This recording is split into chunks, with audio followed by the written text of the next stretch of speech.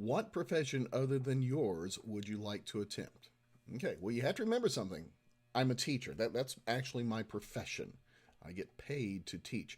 So if I wasn't doing that, what would I do? That's easy. Conduct full time. That's what I want to do. I want to be that person. My dream would be this. I live in the Athens area.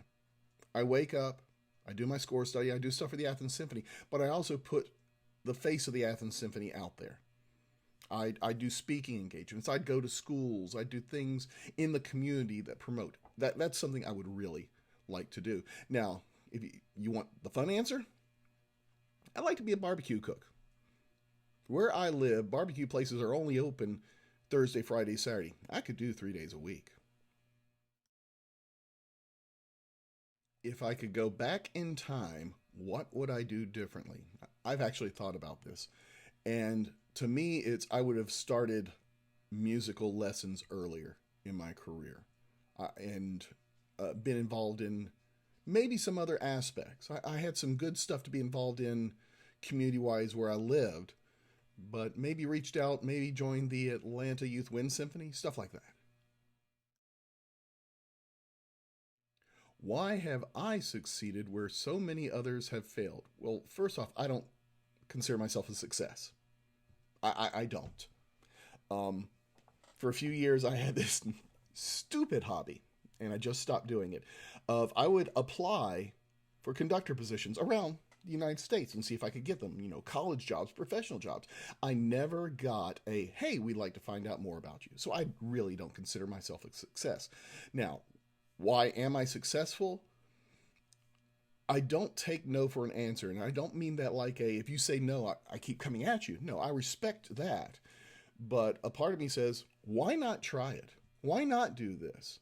Um, I've read books and tried to find out how to do these things. For example, I was reading the biography of Bernstein and found out that when he was hired as an assistant conductor, he had to be on call in case the conductor broke his leg or just couldn't do the performance. And that's how Bernstein actually got his first major appearance. And so that's what I've always done. And when I talk to other assistants, they're like, no, we just hang out and we conduct our pieces. So I've always taken it to that next level. What can I do to become better? And that I think is one of the things that puts me up top of others. What is the magic formula for success? Effort. Effort. And I don't mean keep trying. I mean be prepared to try. If make sure my scores are prepared. If I walk into a rehearsal and I don't know the scores and the musicians know I don't know the scores, it's going to be embarrassing for me because they're not going to trust me as much anymore. We have to have something between us where I trust that they're going to know the music and they know that I'm going to know the music.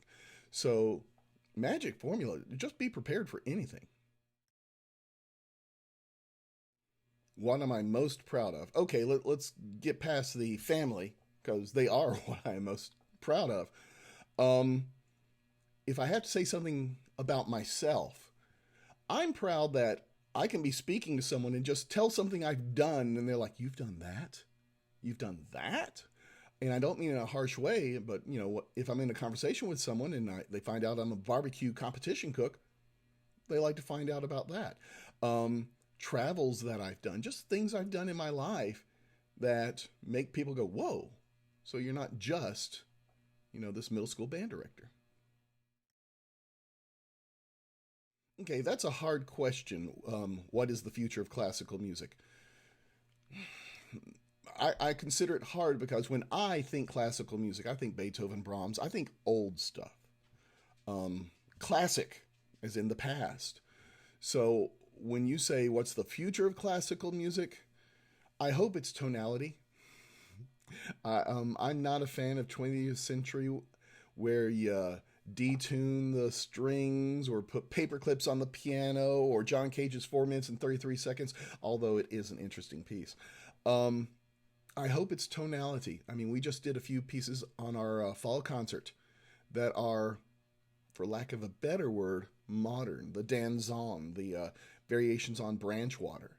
And if we keep going in that direction, I think it's going to be great. Now, there are some things that are pushing the limits of tonality, not what we would think of as 1-4-5-7-1, stuff like that. And those are fine. They're fun. But I hope we're back to tonality. Who do I like working with the most? That's an easy question. As soon as you say that, I think the musicians of the Athens Symphony and Athens Chorus. Love them to death. We've got a great relationship. That's who I want to work with. What interesting gigs have I been hired for? And I think folks would love to know about his job as a singing waiter. Okay, that's a two-parter. The most interesting gig I've ever done. I played piano at a land auction. Imagine this huge field, and there was a white tent in the middle of it, and I was under that, and there was an auctioneer under that. And I was hired by word of mouth, and I said, what kind of music do you want? And they're like, well, we'll talk about that when you get here. So I grabbed about 6 or 7 music books, so I'd always have a difference in styles. Pardon me. And I get there and I say, okay, so what do you want? And they're like, well, when the bidding gets higher, we want the music to go faster. When there's a little bit of a lull, we want it to slow down. I was doomed from that moment. So I did, little background stuff that you might hear in the old movies without sound, all sorts of stuff like that. And I did that for about 40 minutes, and then there was a break. And I'll never forget him looking at me and going like this or like that, all sorts of things. But then there was a break after 40 minutes, to which they fired me. Okay, I think folks would like to know about his job as a singing waiter. I hope you got time. Sit back, relax for a second. Let's see. Going into my 3rd year of college, I was at Stetson University in DeLand, Florida, and my best friend was Charles Huthmaker. Still is a great friend. He was the best man at my wedding. And Charles got a gig as a singing waiter in Blowing Rock, North Carolina. It's a wonderful tourist trap town. And I wasn't interested. I mean, that sounded like something I didn't want to do. So I went home and worked at Long John Silver's for that summer. And after about, I think it was 3 weeks, there were some guys up there who decided, hey, you know what? Let's go to New York City instead. Let's run away and go to New York City, and we're going to try out for musicals until school starts and just see if we can get in one. So Charles called me and said, some guys quit. Do you want this job? And I'm like, sure. When do you need me? And he replied, tomorrow. So I put everything in the back of my truck, drove up to Blowing Rock, North Carolina, brought my summer clothes because I'd never lived in the mountains and found out that it gets cold. Now, the great thing about this gig was there was free housing, free food, and you only worked from like 5 till 10 p.m. And you wake up, and it was a rundown house, but I loved it. I love those old houses. And you did nothing. You did your clothes. You hung out. Maybe you practiced. And then you go up to the farmhouse. And if you came to the farmhouse as a guest, you'd walk into this big room, huge room. And you'd be sat at my table. And there was always a piano player playing. And if you said, hey, Brad, can you sing Music of the Night from Phantom of the Opera? I'd say, no, I can't. But I know someone who can. And I could always find someone who could. And we would walk around singing, but we'd also wait on tables. And then once you were done with your meal, you go into the next room, which was called the parlor room. And in the parlor room, we had a variety show going until, 9 o'clock.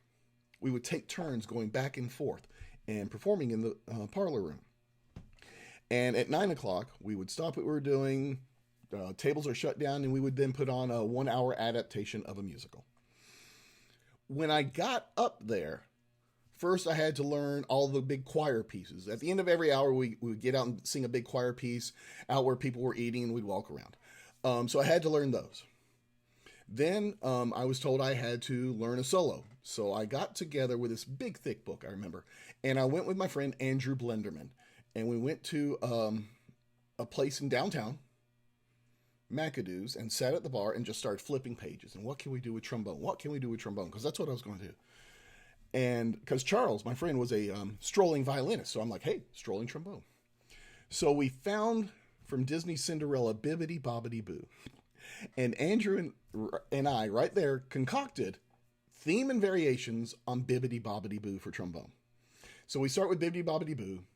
Then I think we went to Bibbidi Bobbidi Bass, Bibbidi Bobbidi Bossa Nova, Bibbidi Bobbidi Blues, and then at the very end, I would suddenly speed up like on a stuck record, and someone would come hit my head, and we would end the piece. So I did that for like a week, and it was successful. It was. Then the owner came up to me and said, okay, now you got to sing something. Well, I do sing. I made all-state chorus 4 years in high school, but I'm not a pretty singer. I can sing in chorus. I can blend with people. I'm just not someone you want as a soloist. So again, Andrew and I get together, and we're sitting here thinking. And I remembered a song from my childhood that I loved called Does Your Chewing Gum Lose Its Flavor on the Bedpost Overnight? And Andrew knew it too. And so we did that piece. And that became my singing piece. And I did that job for 2 summers. Again, it's great. Free house, free food, tips. What more do you want?